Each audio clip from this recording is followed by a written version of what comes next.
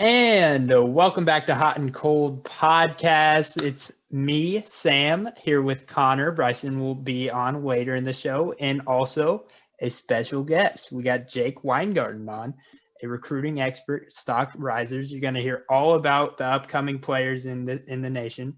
It's a fun interview. It's informative. Wow, can't say that. And before we get too far into the episode, let's shout out A-Shock, shall we? Absolutely. Let's shout them out. So, the best energy drink in the market. You need your caffeine. Go and get it. Smart energy. It'll help you out. Won't hurt your stomach. Perfect. 300 milligrams of caffeine. You're going to love it. Get the accelerator, 200 milligrams of caffeine. It's a fat burner. It'll help you. And if you're not ready for 300, then go for that. 300 is a lot. I'm ready for the 100. Oh, wow. 300. 300 is a lot. So be responsible when you're drinking it. Don't drink too many. Don't drink a lot at a time. But it's a great way to start your day. Anyways, big weekend. It was probably, I don't know if you agree, but I think it might have been the best weekend we've had yet. Just college basketball nationwide, I think it may have been the best weekend. That's up for debate, obviously. And a video came out that has just remade the Kentucky-Louisville rivalry. If you missed it, it was a video from, I think, was that game in December? I think that game was in January or December, one of the two. It was right after the Louisville-Kentucky game. Chris Mack and his assistant coach had a fun night. As it looked like they had a fun night.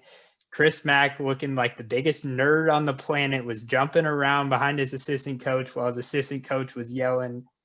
Kenny Payne was winning games for Kentucky, blah, blah, blah. I wasn't hurt by the video. I don't think any Kentucky fan was actually really hurt. But I'm happy it came out, to be honest. Really happy it came out. So before this year, really, Kentucky fans kind of like Chris Mack. He's a good guy. He doesn't mean anything bad, no bad intentions. And he's just kind of a nerd, likable guy, coach, whatever. He's not like Rick Pitino. Complete 180 from Rick Pitino. Louisville went in a different direction, but Kentucky fans miss that. Kentucky fans miss making the 15-second jokes. Kentucky fans miss Rick Pitino flipping us off. That we missed that. But it's back, baby. It's back. The best rivalry in sports is back. Kentucky-Louisville. Kentucky-Louisville. It might be 2 to UNC Duke, but Kentucky-Louisville. Anyways, oh, God. It's back. I wanted to touch on it a bit. Connor, do you have any reaction from it? It's shocking to me a little bit, like how this video got out. It's like that's first off, whoever's close with Chris Mack and released that. Mm-hmm. If he's on the staff, you're fired. Mm-hmm. If he's like Chris Mack's friend, close friend, I doubt they're going to be friends anymore. To that effect, though, why are you poking the bear? Like, it's just like not something. I mean, they're the little brother here. They are the little brother. It's like, I don't know. It could end very badly for them. The funniest thing about it is here's the circumstances I want to set up. Timing is everything. Chris Mack makes this video after beating Kentucky's historically worst program of all time, right? Yes. They were 1-5 before the Louisville game. And then they went 1-6 after they lost by 2 at Louisville. Chris Mack makes this video. I think it was for Kenny Payne. I think he sent it to Kenny Payne. I don't think Kenny Payne leaked it. It was an inside joke or whatever. He called Cal immediately, which is the funniest thing. After it released, he called Cal and apologized. He was like, hey, man, I didn't mean anything bad by it. Cal gave him a word of advice, Chris Mack said. I would die to know what that word of advice was. I would die to know. But the best part about it, and this is probably good for Louisville, this released minutes after Louisville lost by 45 points to a bubble UNC team. it was perfect timing. It was just awesome.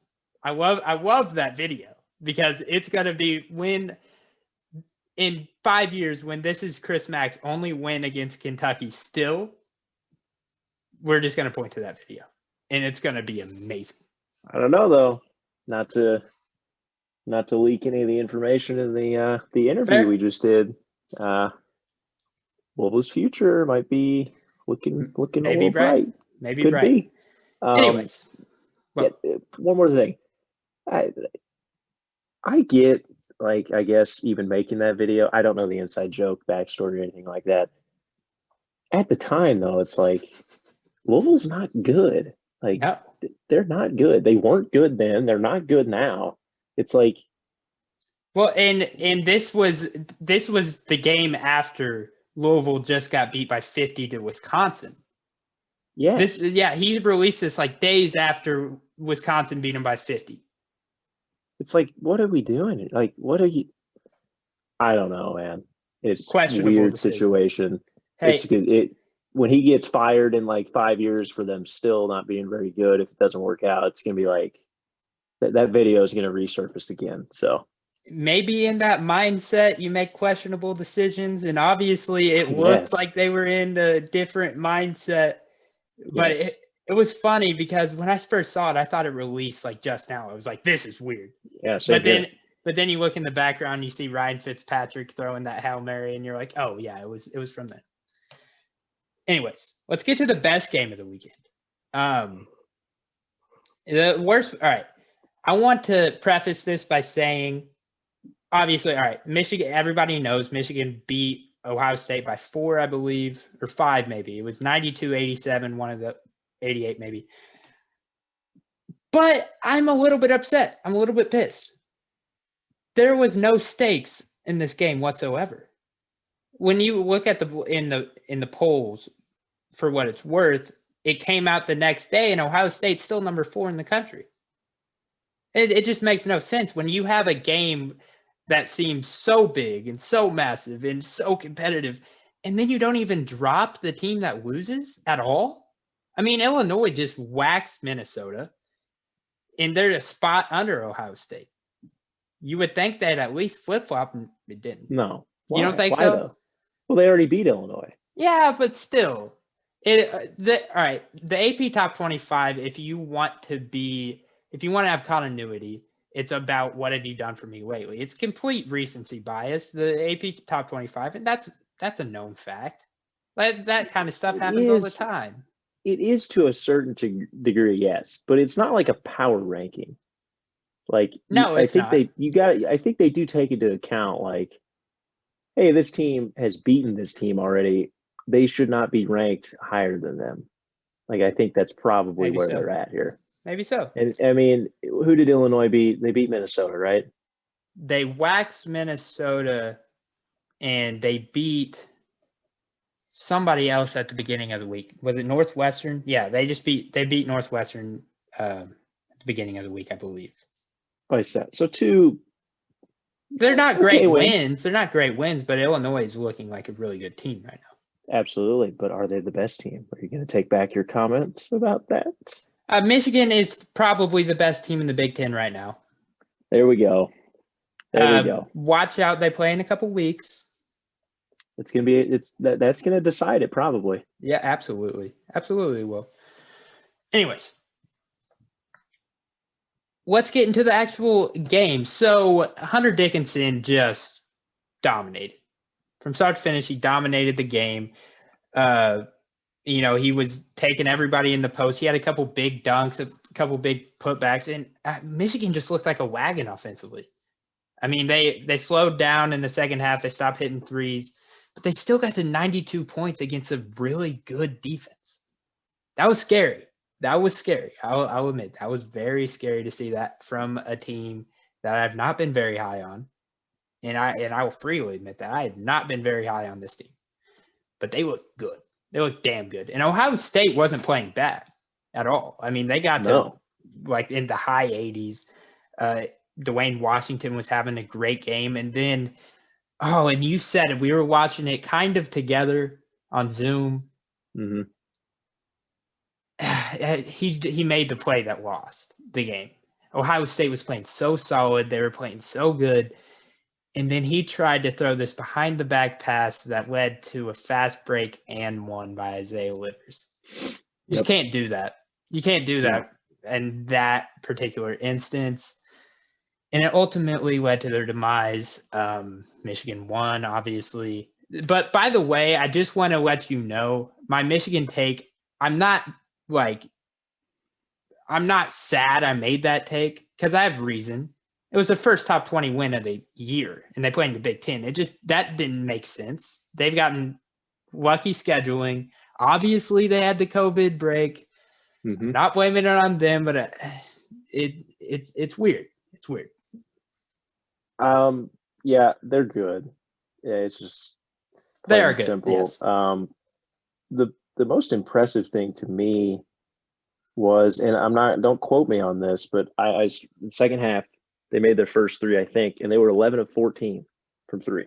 Yeah. I turned to Bryson, I was like, oh my God, they're 11 of 14 from three. And Bryson goes, how are they only up four? I was like, I have no idea. Yeah. But they were.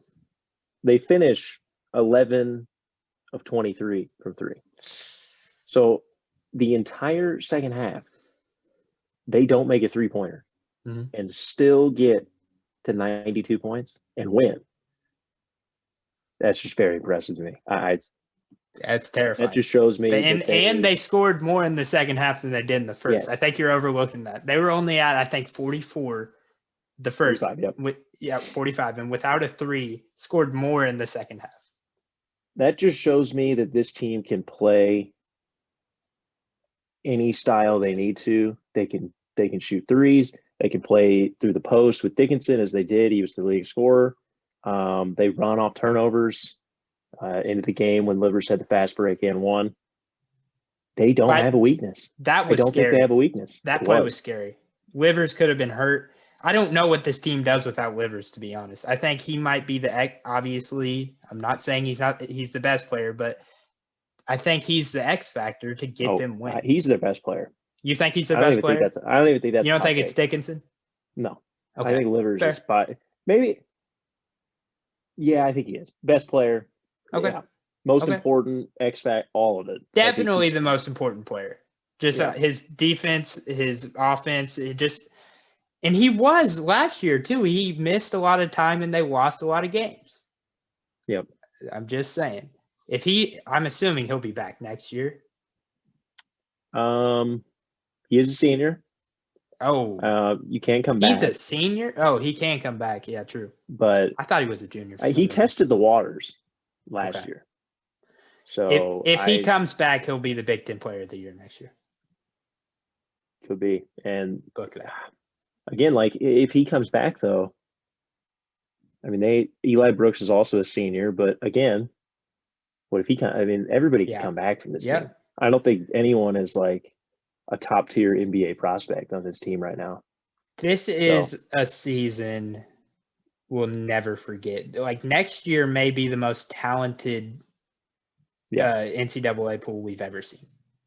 If people take advantage of this, there's a lot of talent. There could be some like this year, you've got the top two and then everybody else. There could be some serious powerhouses next year. Sure. If they capitalize on this transfer stuff. Oh my goodness. Can you imagine some of those teams? I'm scared of it. But I would love for Mintz to come back with it, But anyways. That was the best game probably of the year. To be honest, just high-powered offenses going at each other, and it helped. It was a rivalry game, Michigan, Ohio State. It's not football, but you get it. Anyways, let's get into why I'm happy. The Blue Bloods are back. Blue Bloods are back. No, they're not. Okay, they're probably not back. But it was a big weekend for Blue Bloods. So you got Duke beating Virginia at home. I mean, I'll get into why this was kind of easy to predict after I get through all this. Kentucky just manhandles Tennessee. Start to finish, literally, this team has played with my emotions so much. I think with 3 minutes left, we were up 18. I was like, I'm not comfortable with this lead. Like, and I started to get there. Like, I posted something like, I'm about 3 minutes away from being all in again. And then I'm all in. I'm all in. Oh, I think they can win the SEC tournament. That's for a different conversation. And UNC pummels Louisville. Absolutely pummels them. And then this could be sore on your heart. I don't know if we're even classifying them as I don't remember what Torres told us about them. Indiana is in the conversation. Michigan State. Michigan State. Yeah, but they both are.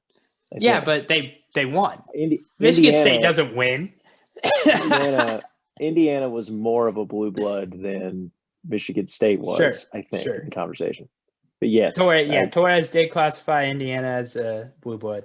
And I think he has the second tier, like UConn, Villanova, Michigan State probably is in that tier. Anyways, it's a pretty big week for the viewers. I think this is probably the highest viewer rating that they've got. Don't quote me. I don't have any stats. This is just off my mind. This is probably the highest viewer rating they've had of the year. I mean, these teams are playing really well. I need to get to this Duke take. It's been burning in my mind. I've been wanting to say it. Our buddy Torres said it, but I know it's coming. It's coming. And I knew it from when Jalen Johnson opted out. There's going to be a massive run by Duke. Not massive, but a couple games. And then everybody's going to say addition by subtraction. I've been saying it about West Virginia all year, but everybody's going to fall for the Dukies. With Jalen Johnson gone, they're going to be like, oh, now they have a new leader of their team and, just stuff like that. I'm not buying into Duke, but it's going to happen. They're going to win. Bettors out there. Bet Duke money line for the next 3 games. The next 3 games, they're going to go on a run, and then they're going to sizzle out because this team isn't good. But this happens all the time. What do you think about this? Well, they have won now 3 straight. Yep. They play Syracuse tonight. I'm not sure when this is going to release. Yeah, I'll get this out tonight. If they win that, they're looking good. They play Louisville and Georgia Tech, both on the road. Home against Louisville, on the road against Georgia Tech. Very winnable games. Yeah. And then they've got UNC on the road. So you kind of talked me into it a little bit. And now that I'm looking at their schedule, it's like, yeah, I could see it. I don't. I'm not happy about it. I don't want them in. I really don't. I don't want them in. I think that's a waste of a spot because I don't think they're a good team, but they're going to go on this little run and they're going to end up sizzling out, but they're going to go on this run to boost their resume. And it's going to, but if they lose tonight, it's over. Done. Sure. I think Lenardi even said that. I think you were saying Lenardi even said that. Yeah. But Kentucky. Kentucky bought my heart back. My heart was gone. It's been gone for months. Now it's back. It's in Big Blue Nation. What were you telling me about Indiana reeling me in after? Dude, but the difference here is you were denying it. I'm not denying it. I'm being reeled in. You actually were. Oh, the hook is in my cheek right now. I'm going with it. I'm head with it. Screw it. We're gonna win the SEC tournament. Nobody's gonna be in. Can we make a wager on this? Are you that confident? No. Are you that confident? Because I think I'm 0-2 on wagers on podcast waves. I'm not very good. Come on, let's do it. No, you see, because it's $10 right now. I want this. I have no chance they win the SEC tournament. No chance. You got to give me some odds, or else why would I even do it? All right. Well, You're so it's confident. You're so confident. Let's do it. $10. look. I'd rather be with this. It's different from the NFL. We're not going to talk about the NFL. I'd rather be the optimistic guy. Okay. I don't know if they will, but I'm going to root for it like hell. It sounds like you thought that you knew. It sounds like you think that Well, win. I'm speaking it into existence. Oh, okay. Okay.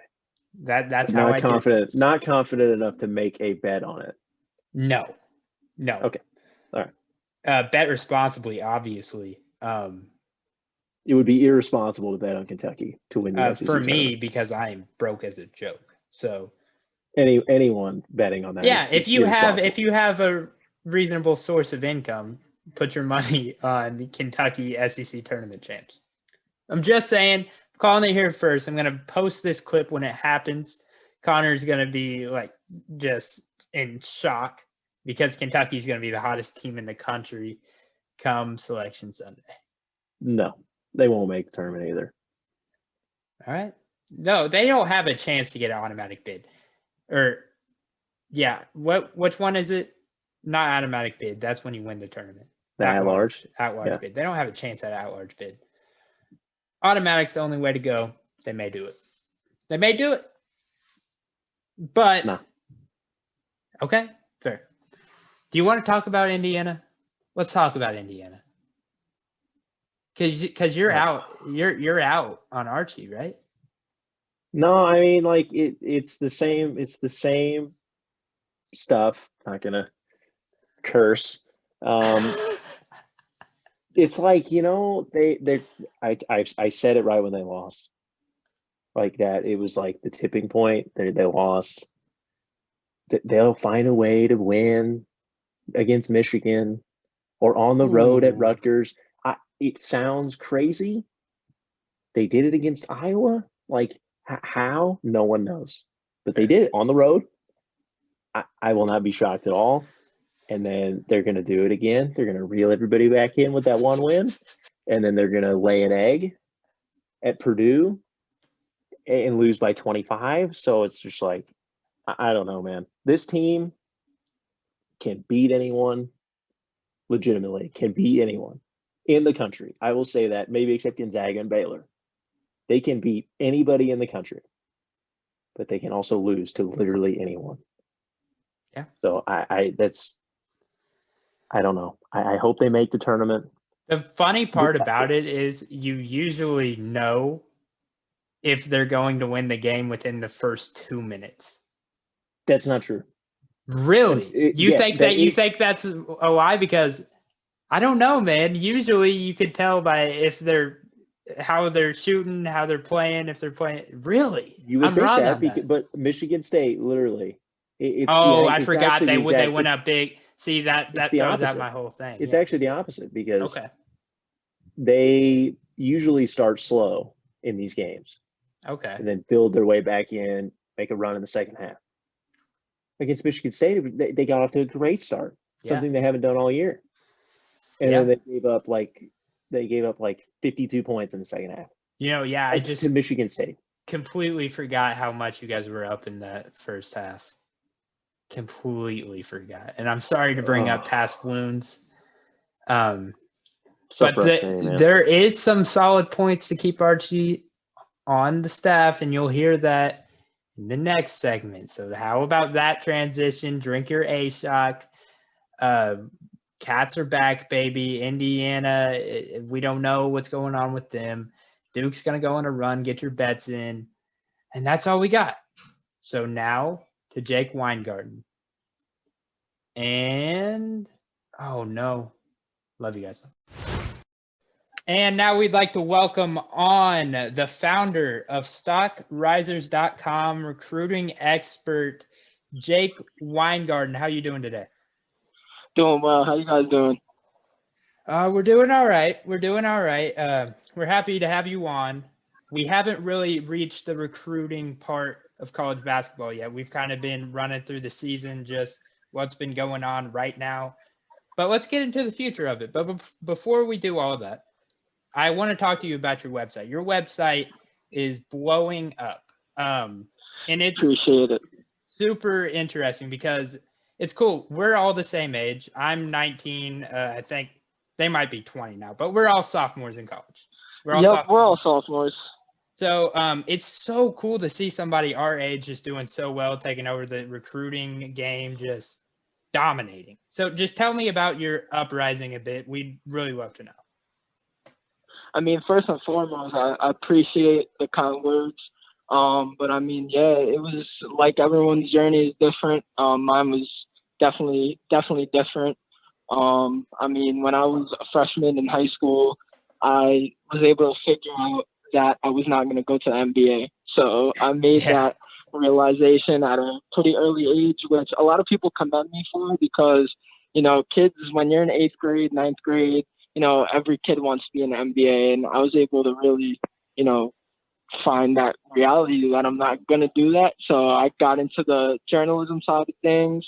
And, you know, I was at a Kentucky versus Kansas game at Madison Square Garden when I was 14 years old. And Quade Green was actually a recruit at the time. Mm-hmm. And I saw all these reporters around him. And I tapped my dad on the shoulder. And I was like, why are all these people around a kid my age? What's going on? Why are all these people, you know, just standing with this kid? And then the guy behind us actually chimed in on our conversation and was like, they're recruiting him. And I'm like, what do you mean? Like, I didn't really understand it at first. But, right. You know, I kind of got into it, started making a lot of connections. You know, at first it kind of started, I was just posting like little tweets and like little film and, you know, going to these little grassroots events. And then about 2 years later, I mean, it really just took off. And, you know, I'm blessed. I'm really thankful. I mean, I love the connections I made and the people I've been able to meet and, you know, grow a relationship with. And, you know, I'm just blessed. I mean, the fact that I'm able to wake up every day, 19 years old, and just watch basketball all day, I mean, you can't ask for anything more. Man, your job is awesome, and I love your site. You did a really good job on it. It's really cool. It's clean. It's easy to navigate. It's an awesome site, man. I appreciate it. It means a lot. Yeah. When you go and watch these games and tournaments, and you're evaluating the players, as like an evaluator, do you look for traits or skills kind of more? Like, how do you evaluate these players? Well, you know, obviously you need to find a player with skill, which is really important when you're evaluating a player.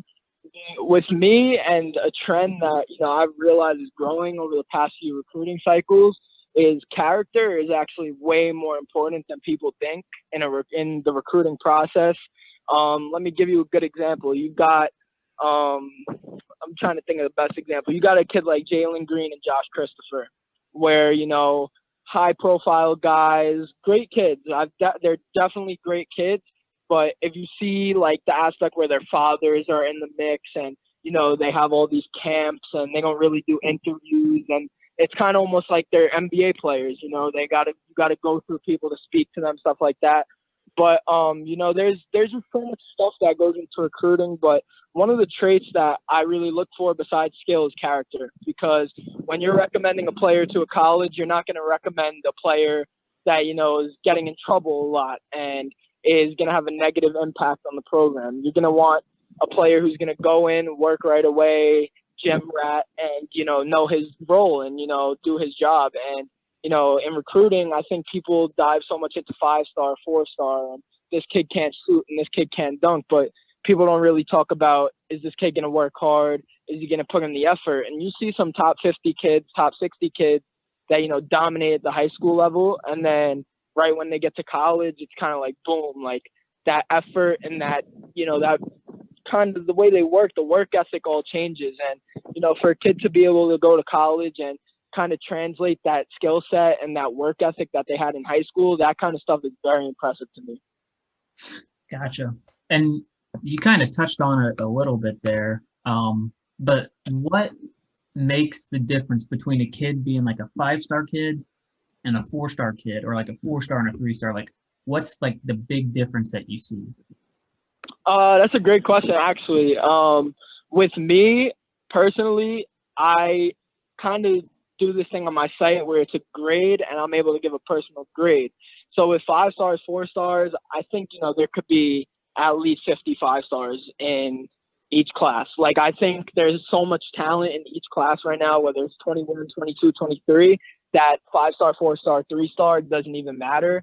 And, if you take a 5-star guy and you ask yourself, why does he have an edge over this guy who's ranked 30th and is a 4-star? Why does he have that edge? It might be better shooter or, better talent level. If there's a player who goes to Montverde and, he's averaging 30 against national competition, you'd rather take him over a guy who's averaging 40 against, little kids, if that makes sense. But, when I look at, recruiting and 4-star, 5-star, obviously talent, character, those are the things I look for. But I'm really not big on rankings. I don't really do rankings. I don't do crystal balls. I just really say what I think. If I think a kid is a 5-star caliber player and another outlet has him ranked 200th, I'm still going to say it because, I just think rankings are literally taking over people's minds now. And, it's really taking away from kids that are actually really talented. Yeah. So you touched on a little bit of the 4 and the 5 stars, the differentials and how the rankings don't matter, but I'm going to give you a kid who's ranked pretty high and is coming in 2022 that has made headlines recently in the recruiting game. Enoch, I'm not going to be able to say his name. Maybe you can say it. Enoch Bokeh. Yeah, right, Enoch Bokeh. There you go. So he just decommitted from Michigan State, class of 2022.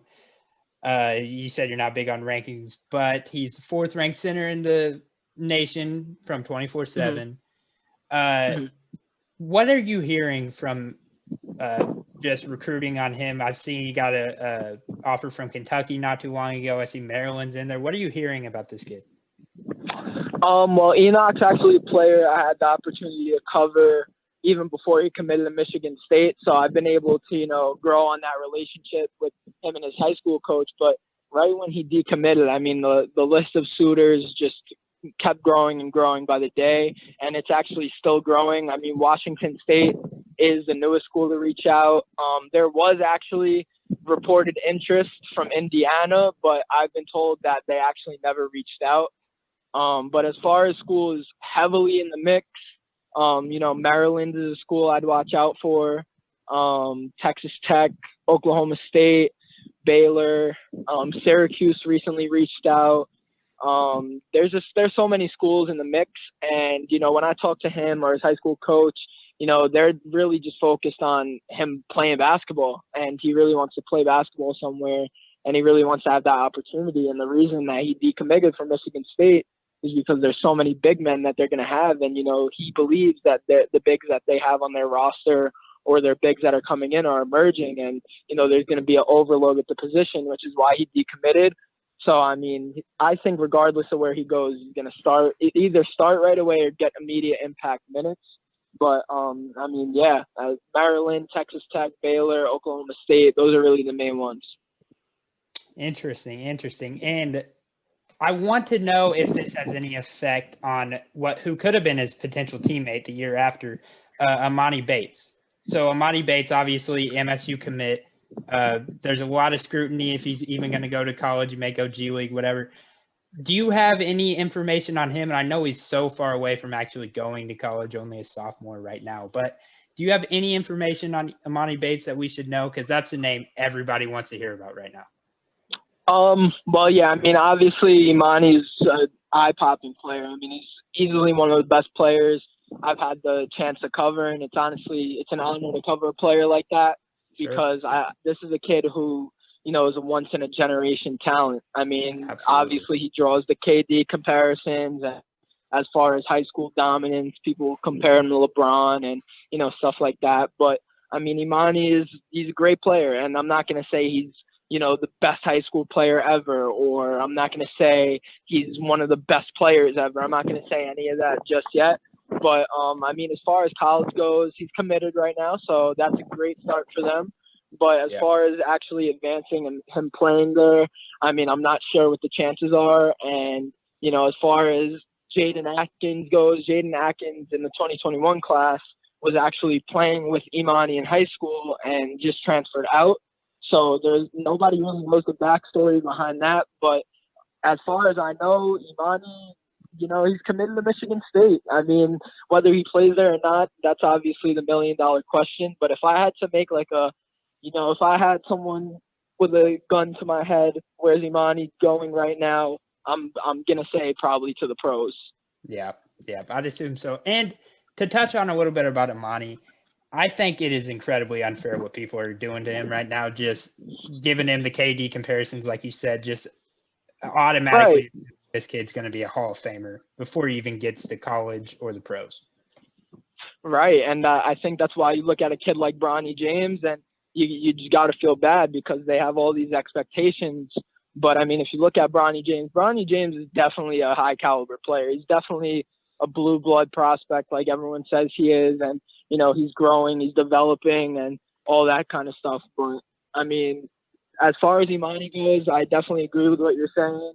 The KD comparison, like I just said, as far as high school goes and his dominance, he's compared to LeBron. So how would a 16, 17-year-old handle that? I mean, I personally think that's a lot, but you got to give it to him.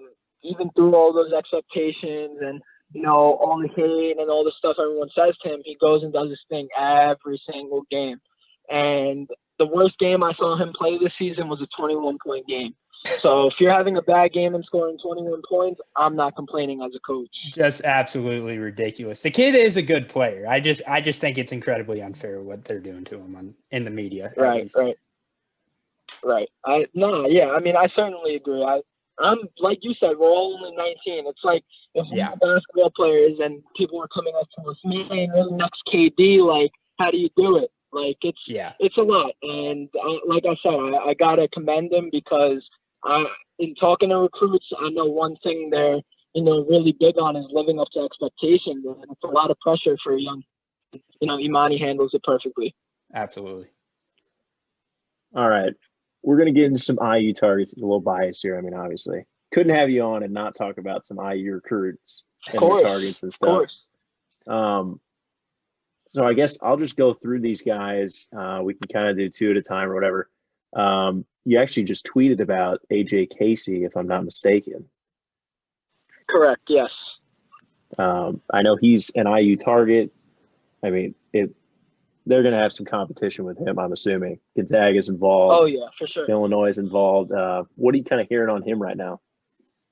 I actually talked to AJ last night.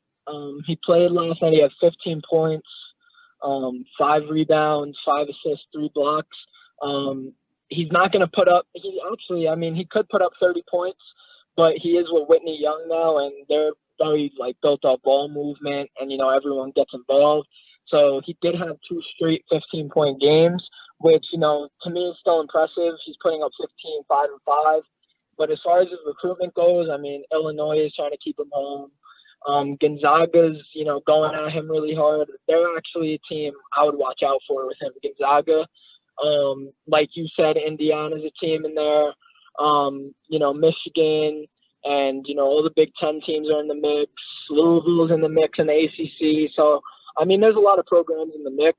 And like you said, Indiana's going to have to compete there. I'm sorry to tell you that, but it's going to be a big competition for him. But at the end of the day, I personally think Gonzaga might be a spot for him just because the player he is and, his build and just his character and how Mark Few is.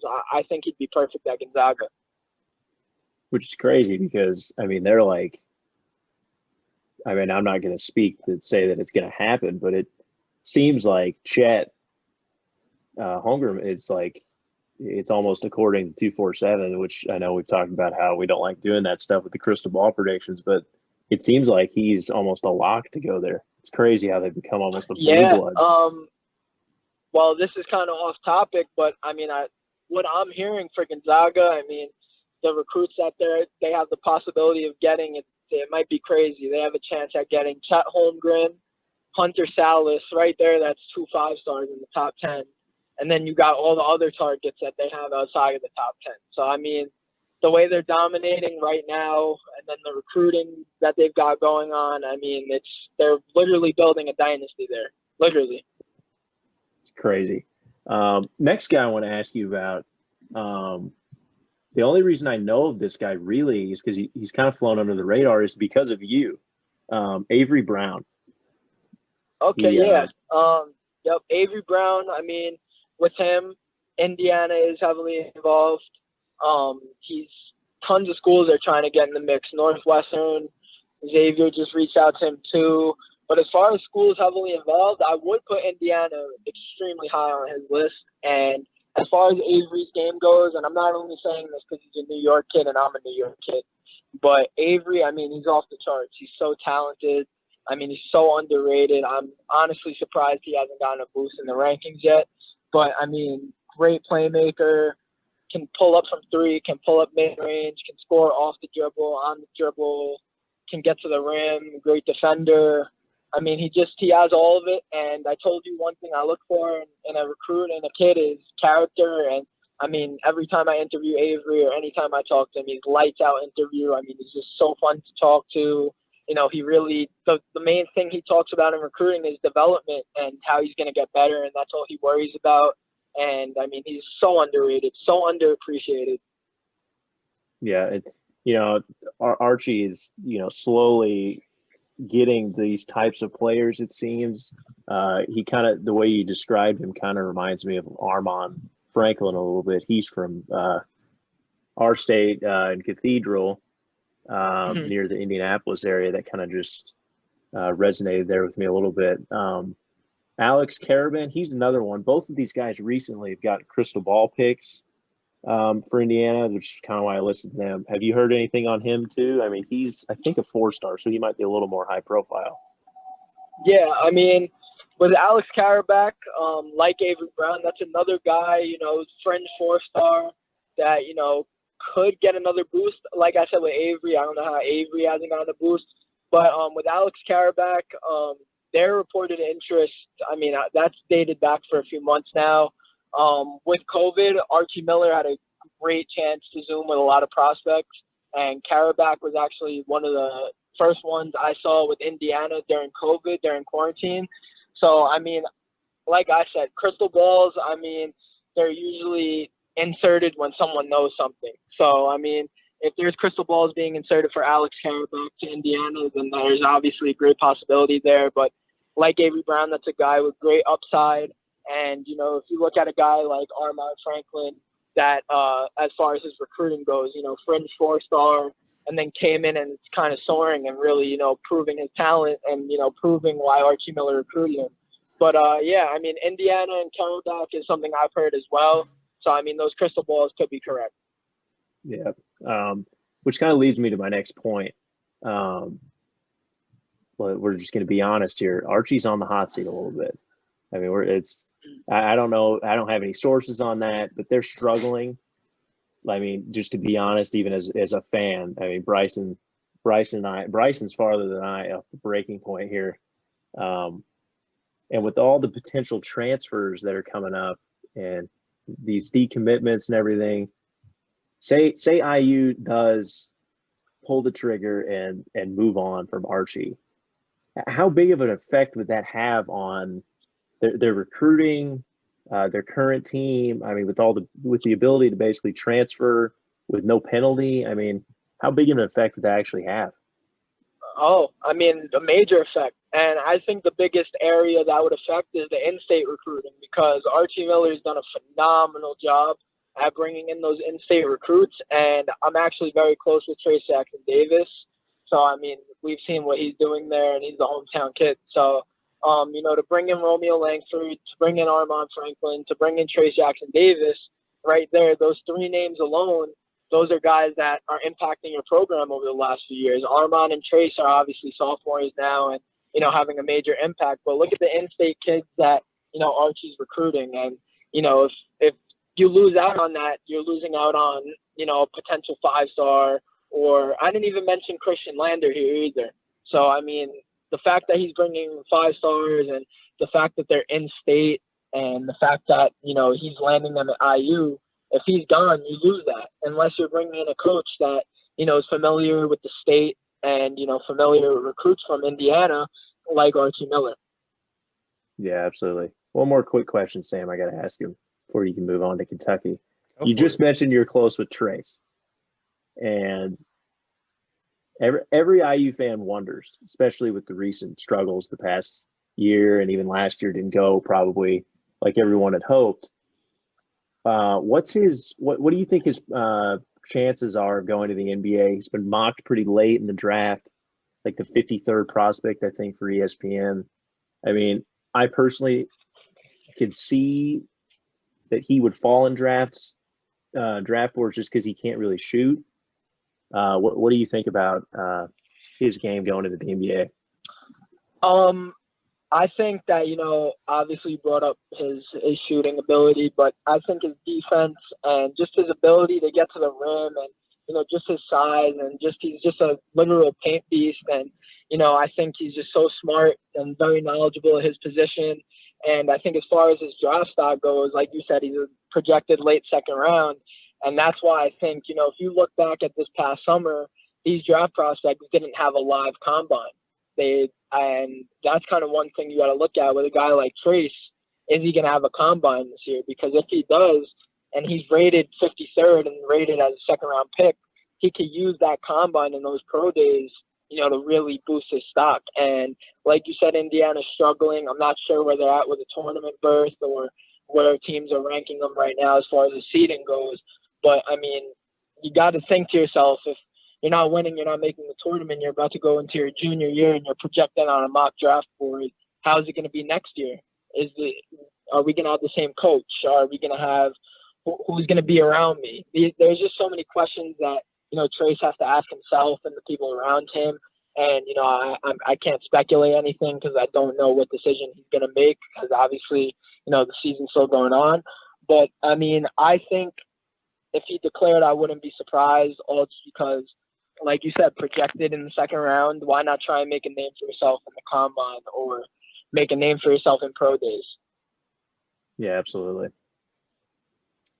All right. So now that we're done with the little brother of the podcast, the Indiana Hoosiers, we're on to Kentucky Wildcats. So, you guys are having a better year. I can't talk crap right now. You're having a better year. Anyways, so Kentucky has a fairly impressive class coming in. So far, not a lot of big fishes, but, they're getting some guys that are going to contribute early and often.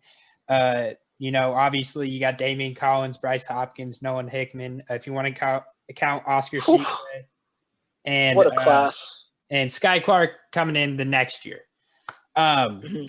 If there was a guy you wanted me to look out for, obviously Damian Collins is up there with one of the best centers in the nation. But if there was a guy in this class that you wanted me to watch out for, who would it be? This is a hard one, and I'm going to tell you because I'm stuck with two guys. So I might have to cheat here and give you two guys if that's okay. And that works too.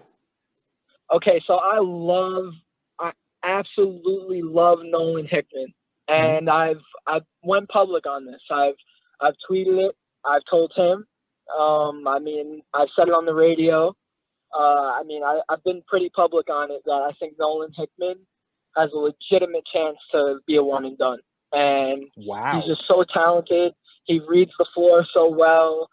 Beautiful form, beautiful jumper, can score on multiple levels, defends really well. He's just such a talented guard, and he gives you everything. And like I said, character is important too. And that's a guy that, if you look at his recruitment, who knew he was going to UK up until the last week before, right? Right. So, quiet kid, minds his business. He's developing at a great school in Utah, one of the best prep schools in Wasatch. So, he has everything you want in a player. And if you look at the guys that Calipari brings in, those five-star guys that he's usually bringing in, Nolan Hickman, he plays the part of a five-star guy like that, but he's not. And it's just insane. He's so talented, and his upside is through the roof. And I think that's a guy next year. He might not start, obviously, with all the talent they have on the roster, but once he touches the floor, he's going to try and make his name known. And then the second name – Go ahead. Sorry about that. Oh, no, you're good. I was just going to say I watched some of Nolan Hickman's tape, and you talk a lot about character. His just posture and demeanor on the court is something I was really impressed with. fierce competitor. Obviously, he played with Paolo Banchero, but and he was obviously the best player on that team, but he didn't look too far behind for where he is ranked. So I just wanted to say exactly. That. Yeah. Exactly. And I agree with you 100%. And I actually have talked to Nolan and Paulo too. Paulo actually raves about Nolan Hickman. And there were some rumors towards after Nolan's commitment, whether Paulo would decommit from UK and actually join Nolan. I don't know if any of you remember that. But there were some little I don't know if it was I wouldn't want to call it jokes, but there were some rumors that Nolan was still trying to pitch him the UK, but obviously it didn't happen. But like you said, great posture, elite competitor, and he's just absolutely skilled. And I love him as a player. He's just so fun to watch. And then the second one is Bryce Hopkins, and I've watched all of his games this season, and one thing I could tell you is he's had a double-double in all of them. So with Bryce, I mean, he has size. I mean, his game is completely expanded this year. He definitely took that time during COVID to really improve his game and develop. And I'm not sure where he's at with size right now. I know he grew an inch during the summer and he gained about 10 pounds. So, I mean, when you watch him out there, it's so obvious that his physical developments, were prioritized during the summer and, during the early winter. But, I mean, he just scores the ball at all three levels. When he drives to the rim and you're in a mismatch problem with Bryce, that's not where you want to be. I mean, 6'5", 6'6", 6'7", wherever he's at, and then he's got all that muscle. And I don't know how much you guys have seen of him this season, but he's completely developed his game. And obviously, he has so much more room for improvement like every high school and college player. But, I mean, can score at all three levels. And like we talked with Nolan Hickman, he wins. And, he's an elite competitor. I mean, Fenwick has won all their games this season but one, and that one loss was 2 nights ago to their rival, Notre Dame High School, and they actually lost on a half-court buzzer beater in overtime. So, I mean, they win games, and, Bryce is their leader, and, he's putting up a double-double every game. And, I mean, he just has size and, skill. And like I said with Nolan Hickman, and I'll say it one more time, he's going to give you wins, and he's going to compete. Sure. And one last thing on this Kentucky class, because I'm not too sure this is going to be the final one. If we all know Cal, he could bring in some guy in the offseason, maybe get some more transfers or whatever. If there's one name, obviously I think Jaden Hardy's out probably on Kentucky's, probably UCLA or the G League. Hunter Salas was a big name for Kentucky. It's probably not going to happen anymore. But if there's a name maybe that could come to this Kentucky class, do you have any idea who that would be? Yes, I actually do. It's his name, actually. He's more of a 3-star, 4-star guy, and I don't know how. Brandon Podziemski, I mean, he was compared to Tyler Hero, so that should pretty much speak for itself. But one thing that really stood out to me, and since we've been talking about character a lot, Brandon actually said this to me, and I quote, he said, "I'm not Tyler Hero, I'm Brandon Podziemski." So, I mean, when he said that to me, I wasn't surprised, but I was kind of like, wow, like, him and Tyler are friends, and, Tyler and, stuff like that. But, I mean, a quote like that, really stood out to me. And he's excellent shooter. He's one of the best scorers in the country, 35 points a game, his school's all-time scorer, all that. And, I mean, he's going to give you, like I said with Bryce and Nolan, he's going to give you the full package. I mean, he's obviously known as a sharp shooter, but, I mean, he's putting up 7 rebounds a game, 6 assists a game. So, I mean, while he's scoring 35, 40 points, he's getting his teammates involved and he's running the floor really well. So, I mean, the thing with Calipari is. And we got him back. It was just a connection issue. Everything is all right. Very bad connection. Oh, you're good. Bryson. Okay, so kind of going back to the bigger picture kind of general thing. When you look at the class of 2021 as a whole, who is one guy, or if there's a couple that you think is very underrated by the rankings and not a lot of people are paying attention to, that they should start paying attention to? Well, if you look at the 2021 class, and like I said, I don't really follow rankings much, but obviously I'm familiar with all where players are ranked. But if you go to 247's rankings and you go all the way down to 100, if you go from 100 to 130, every guy on that list, I think, could be a top 100 player. And I'll throw out some names. There's one name I kind of wanted to point out first before I get to those guys, but Jalen Tyson is actually one of the most underrated players to me. He's going to Texas Tech next year, and he is rated in the top 30, but the reason I want to call him underrated is because he actually 6 months ago, he had no offers, and now he's a 5-star. So, I mean, that kind of just puts it into perspective what kind of player he is, what kind of character he is. But, I mean, he's playing with another underrated guy, actually, Manny Obaseki. So right there, that's two guys that 1 year ago were not ranked in the top 100, and now they're both 5-stars, and one is going to Texas Tech and one is going to Texas A&M. So, I mean, the state of Texas is loaded with talent, and they actually have tons of underrated prospects. But like I said before, I mean, if you go to 100 to 130, all those guys on that list there, I mean, are underrated. But if I had to choose one more name to seal it off in 2021, I'd go with probably Jonas Adu. He's going to Marquette.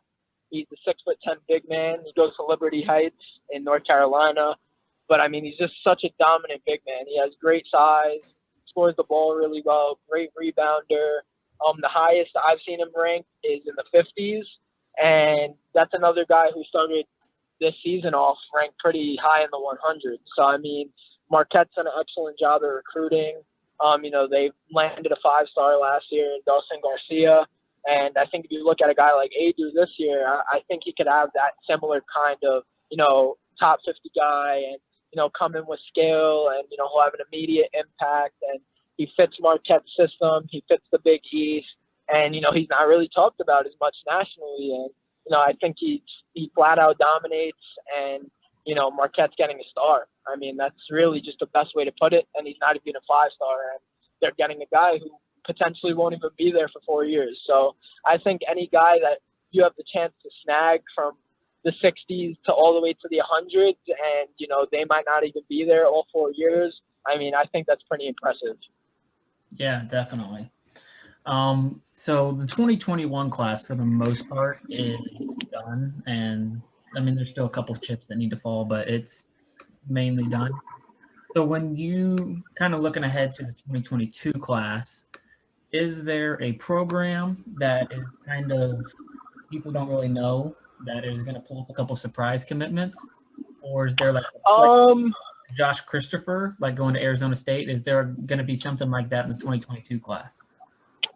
Yeah, I mean, there's definitely a possibility of some guys, you know, maybe ranked in the high top 10, top 15, top 20s that could stay at local schools.